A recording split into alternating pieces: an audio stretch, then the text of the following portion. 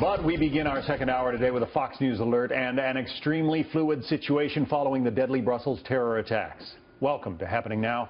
I'm John Scott. And I'm Abby Huntsman in for Jenna Lee. Good to be with you today. Belgium prosecutors identifying two of the suspects as brothers who were both killed after detonating their bombs in those attacks. This as investigators search for the man in white shown in this image from surveillance video. He's also believed to be an ISIS bomb maker whose DNA was discovered on an explosive belt found after the Paris attacks back in November. Now, prosecutors say they're also looking for several other people linked to the attacks that killed at least 30 people, left hundreds more wounded across the European capital yesterday.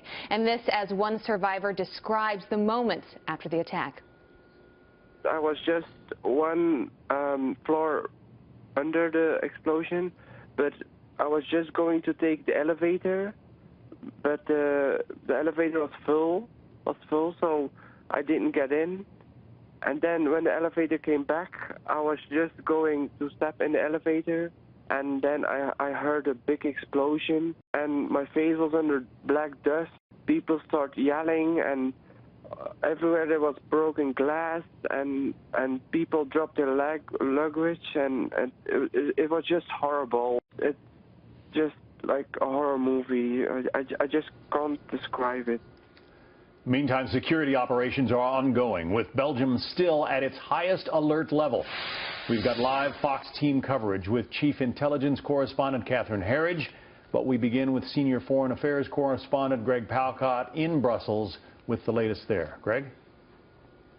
John, we're going to tell you about the search for the suspects in a moment, but we haven't been here yet. Let us show you what we are seeing. I'll ask my cameraman Pierre to zoom beyond me. This is the metro station way down there. We're being kept back about 200 yards. That M is where the subway station is. This was the deadliest attack that we saw yesterday. Something like 20 people killed, 100 people injured in that range. This street, this boulevard, is usually one of the busiest in Brussels, all around European Union buildings, and just up the street about 4 blocks, the U.S. Embassy, a very symbolic location. But now let's get to the hunt, and you folks hinted to that it's very intense right now.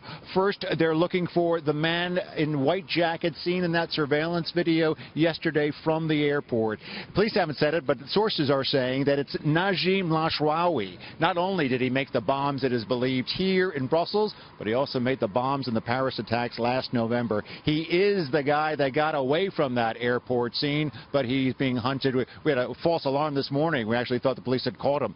There is a search for several other suspects, but 2 guys aren't getting away, and it turns out, police confirming today, there were 2 brother bombers. One, Khalid Bakraoui, he was killed bombing this metro station, Ibrahim Bakraoui, at the airport in a suicide attack. In fact, he left a suicide note that said he didn't want to end up in a jail, that's why he was going this way. That note, by the way, was found in an apartment where police are now saying was a bomb-making factory. We're in the neighborhood today. Residents were shocked at what was happening there. All sorts of explosives, nails, chemicals found in that place. A very evil place. And also there, John, that ISIS flag.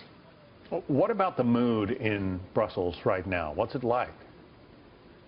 We were mixing with the people here, John. Reminded us a lot of 2 times last year in Paris. Shock, dismay, sorrow, anger. It goes through the range of emotions. There was a minute of silence today here in Brussels and across the country. A very moving scene. There's a memorial in the center of town, kind of a makeshift scene. Let's listen to 2 people who we talked to. Gives you a good sense of the range of emotions. Take a listen. It's better to be together, to be united in this kind of situation. Are you shocked? Of course I am shocked, but what do you want me to do today? No, it's not typical of Belgium. What is typical of Belgium is all the people who came here with their hearts. And it's typical not only in Belgium, it's typical of humanity.